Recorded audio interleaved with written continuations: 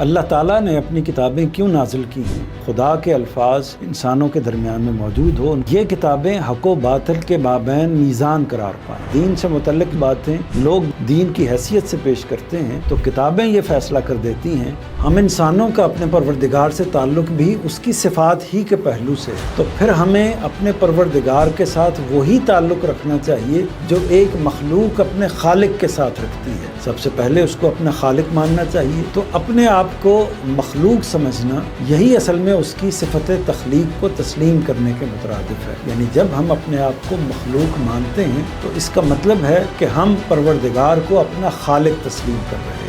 ہم خود کو اپنے پروردگار کے ساتھ خالق اور مخلوق کی صورت میں کھڑا کریں۔ ختم نبوت پر ایمان لانے کا مطلب یہ ہے اس بات پر یقین رکھنا ہے کہ اللہ تعالیٰ کی ہدایت مکمل ہو چکی ہے، اللہ کا آخری نبی آ گیا ہے، اللہ کی آخری کتاب آ گئی ہے، اور اللہ تعالیٰ کی طرف سے ہدایت کا تمام اہتمام جو ہے وہ مکمل ہو چکا ہے۔ اہم بات یہ ہے کہ اس چیز کو مانا جائے کہ نبوت بھی ختم ہوئی ہے اور اس کے ساتھ ساتھ نبوت کے کمالات بھی ختم ہو گئے ہیں، یعنی وہ اوصاف جو نبوت کے ساتھ خاص ہیں اب اس کا دروازہ بند ہو چکا ہے۔ نہ اب کوئی وحی آئے گی، نہ آسمان سے رابطہ ہوگا، نہ کوئی فرشتہ آئے گا۔ یہ سارے معاملات اب ہمیشہ ہمیشہ کے لیے اللہ تعالیٰ نے ختم کر دیے ہیں، کیونکہ خدا کا یہ فیصلہ قیامت تک کے لیے آ چکا ہے کہ نبی کریم صلی اللہ علیہ وسلم پر نبوت کو ختم کر دیا ہے۔